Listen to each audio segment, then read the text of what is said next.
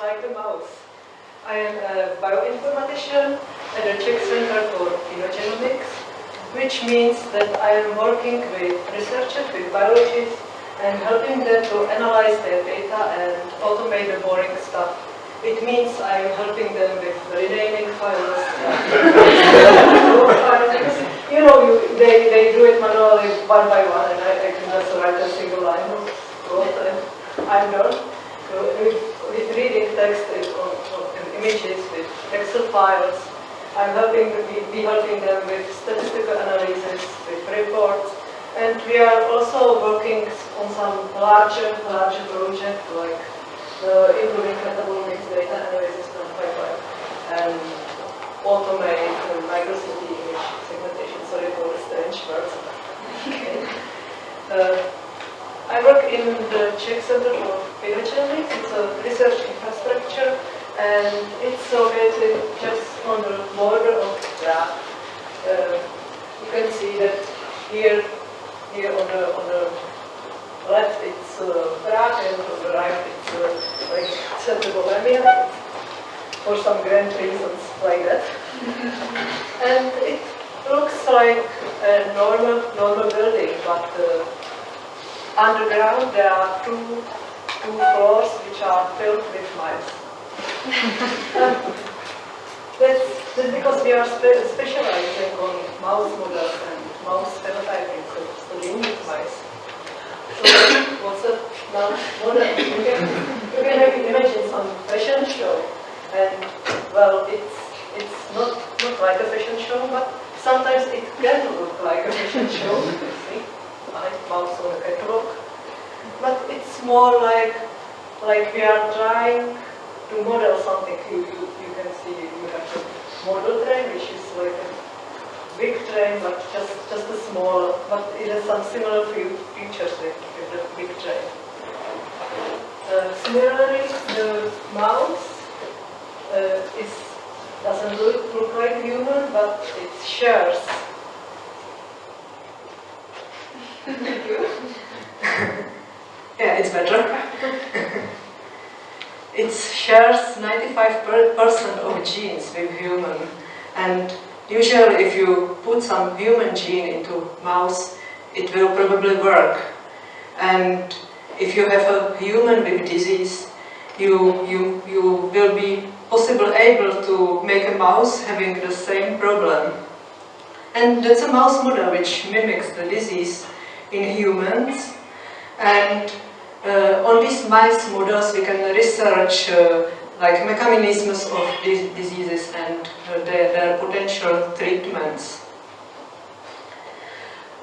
We are doing phenotyping, which means that like there's a phenotype and genotype. We have some features which are influenced by our genes.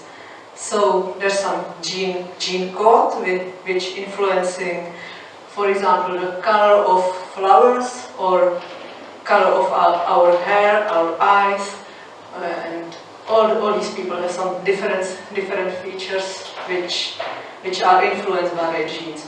These are my colleagues, by the way. And phenotyping is that we want to know all these features. So we are doing various tests, from like some behavioral tests, biochemistry, and all imaging just some very complete medical examination, but it's done on mice. So it's the phenotyping, and we are doing it on normal mice, and also on so-called knockout mice, which knockout means that we remove or switch off one gene, so that it doesn't work anymore, and we are looking how it influences the phenotype, and by this switching off the gene by one, we want to create a catalog of mice gene function or mammalian gene function. And because there are 20,000 genes in mice, we couldn't do it alone. So we are part of a bigger international consortium, International Mouse Phenotyping Consortium, which involves 19 research institutions all around the world. And all data we gather are freely available on our web pages for all researchers. The mouse undergoes some complicated set of screens. Every screen has some special protocol how to do that and special time when to do that. And for this data we gather, we have something like, at the moment we have something like internal web application that can show all the data we have so far together with basic statistical analysis.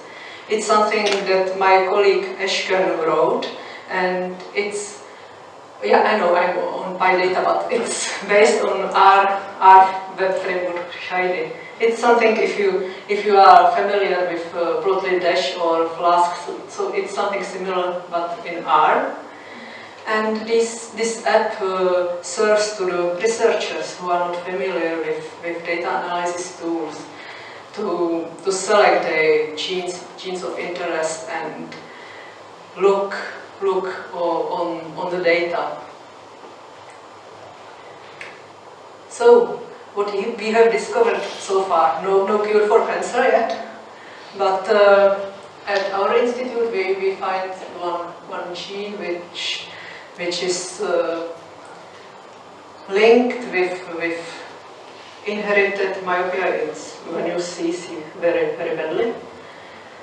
Then there are, like in Munich, our colleagues found 32 genes that may play a role in diabetes. Then there are like 67 candidates of hearing loss genes and almost 350 genes related with eye diseases. Many of them wasn't previously known to have some association with eye diseases. So now I'm going quickly through some tests, and I will start with behavioral screens, because I think everybody wants to see mouse going on stick. And yeah, it's a cool video, but it's also an assessment of balance and fine coordination movement. We are measuring the distance the mouse is able to go through the stick, and it's like for 1 point for every 50 centimeters. Then there is an open field test, which is like mouse is in a quite big arena, and it's known that mice don't like open spaces, and they tend to be near walls. So if the mouse is somehow strange, she or he will be maybe somewhere, spend more time in the center than on the sides. We are like looking through the camera and tracking mouse movement and comparing amount of time mouse spends by the wall and in the center. Similarly, like dark box, mouse like darker spaces than lighter, or grip strength, where we are measuring the strength the mouse used to hold the grid. And for example, there we have a hearing screen, and because you cannot ask mouse, can you hear me? And so we are doing it by measuring electromagnetic activity of their brains. So there's some sound, and with EEG we are measuring if there's some response. I think it's pretty cool. in the vision screen, we are looking for abnormalities in mouse eyes, and if you are sometimes seeing ophthalmologists, the tests are quite similar. And we are, for example, checking mice metabolism in such a big box with a control and stable environment. This is stable temperature and control oxygen flows. And we are monitoring animals' oxygen consumption, carbon dioxide production, and from these things we are able to calculate other parameters like amount of energy the animal needs to carry on their physical functions. From this box we have like such an output. In this plot you can see oxygen consumption data. On the y-axis there is oxygen consumption, on the x-axis it's time, and every line means one mouse. And the darker spaces it's mean that the mouse has night, and the lighter spaces it's during the day. We are like artificially changing light and dark periods. I think the day starts at 6 o'clock in the morning, and like this, one by one, it looks quite messy, but if we average it by strain, we can see that maybe if there's some differences or not between the normal wild-type mice and mice with knockout gene. In this plot, the orange line is some knockout mouse. The light blue is their control, and the dark blue is all the controls throughout the years. But well, there was some change in equipment, so maybe it's higher, but it doesn't need to meet anything. And here you can notice that all the curves are like lower during the light period. So it's because the mice are less active. They sleep during the day. So it's, if you sleep, you don't breathe so much than when you are running and exploring around. And now the fun begins, because now I will be talking about micro-CT imaging, which is my area of work now. And how does it work? The animal is like in anesthesia, in such a and lies in such a hold, because you cannot say, mouse, just don't move for 10 minutes, because so we take X-ray of you. So we capture series of images of the mouse from different directions. So it's like from all angles around their body.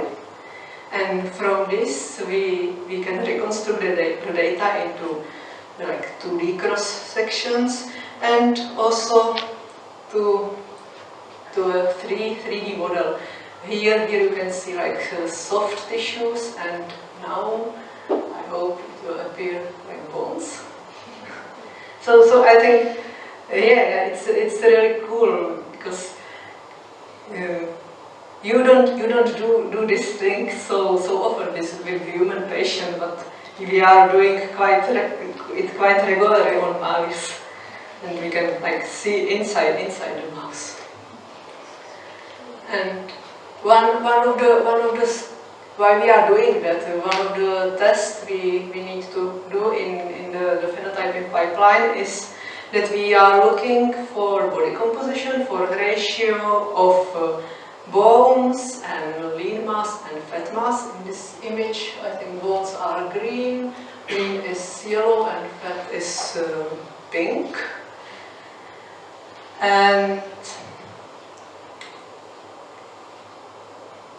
in the pipeline, like it's defined that you don't want to calculate it for paws or for tail, and you have to remove some areas. So here we have like cross section of mouse body, like cross images.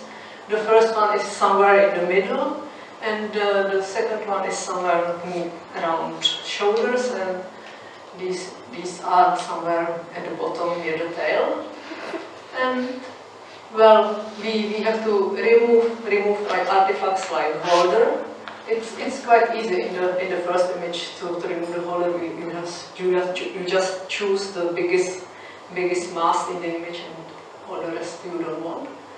But in the second image you want to remove paws, and they are like together with the whole mass of the body, so you cannot just choose the biggest things. You are interested just only in the green area. And similarly in the last image you are interested in the green area, you don't want to see tail in your calculation. So how was it done before? There was a lady, Mrs. Indrova, who was like every day from the morning till evening sitting at the computer and drawing these green areas. So it was a really tedious task, and she really spent many hours by the computer. So we were thinking if we can somehow help her to automate this thing. And we realized that we aren't the only ones that have these problems. Our problem is similar to cell section, microscopic images. It's even similar to finding cars on the images in the Kegel competition. So we said, well, let's try to do the same like they did. And we used the unit architecture. It's a deep learning neural network. It's a sort of convolution network.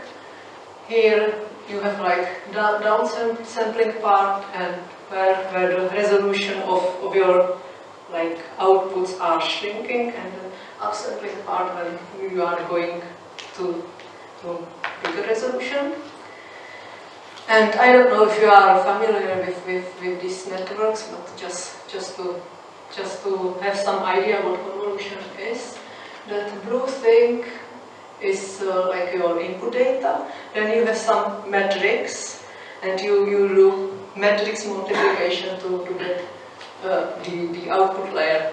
You can imagine this in this picture that you have some number, like picture of the number, which is represented by intensities of colors, and you multiply it with some metrics, and you get another image. And for example, here you are looking for some like lines in the image. But I have to say that these matrices, you don't define them before. It's computer learned them during the training. It's you set some optimizer, and you are trying to optimize these matrices so that your predictions and your desired output are so similar, so close possible.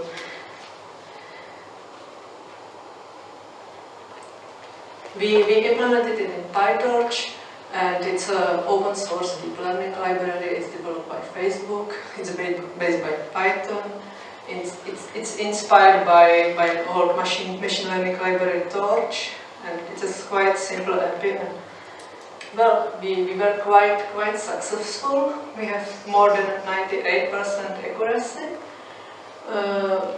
The first column is the input data. The second column is what we predict, and the right column is what Mrs. Indrova found or draw in the images. So it's going quite well, and well, Mrs. Indrova is free to do some more exciting things. Now I'd like to talk about some of our future plans. we want to do something similar for the skeleton. We are looking if the shape of bones differ, and we are like trying to automate the task. For example, we are looking if these all spines have the same shape, or we are looking if there are these skulls are different, if the blue skull is different from the orange one. I cannot say, but some trained person really see differences. And how can we do that? We can measure like length of the skull and width of the skull, or we can set manually some landmarks or on the skull on the images and compare the resulting shape. But okay, you have to do it manually, so we like try to think about something different.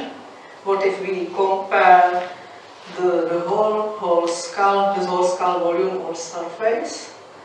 And well, it's PyData, but this is more like image processing than data analysis. And we found that there's something called image segmentation and registration toolkit, ITK, and BTK. They are used mainly for biomedical image processing. They are written in C++, but luckily they have Python wrappers, so we are able to work with them. And here we have some preliminary results. We are comparing the skull with each particular skull with some average normal skull. And first we do iterative closest point transform to put all the skulls to the same orientation and same scale. And then we are calculating deformation field. And here on these images, the color means like magnitude of deformation field. The blue is 0 and red is some high value. And you can see in the first image we are comparing some normal wild type with this average skull, and you can see that it's almost all blue, so there are no big differences. And here we are comparing some knockout mice with some strong phenotype in the cell. They have something called hydrocephalus. So you can see that there are red areas where the skulls differ. So to wrap it up, what do we need except automation and money and unicorns and chocolate? Maybe we need you, because well, if you are interested, if you are interested in biology, and if you like these things, we may keep in touch, because we will be hiring next years, and I will be happy to see you there.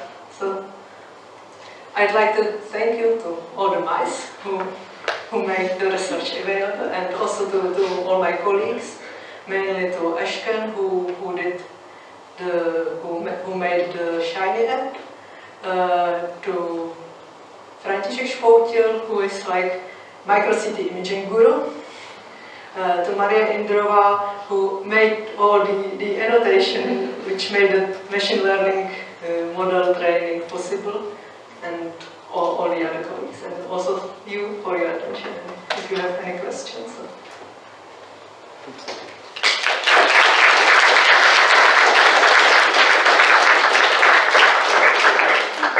Actually, we have a question.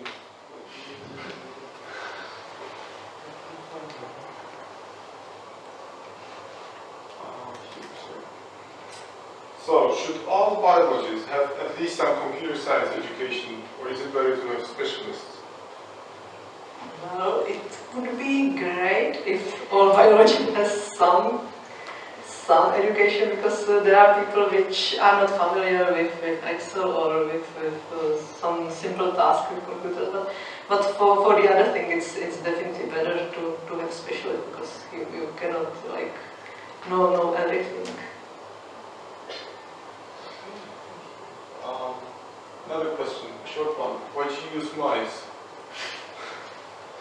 Because they are small, they are cheap, they read quickly. And of course you cannot use humans.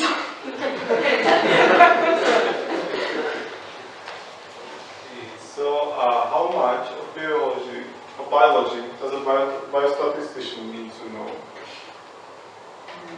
Depends. Yeah, it helps if you need something, but like we have people, we have one colleague studied like technical faculty, and it's okay.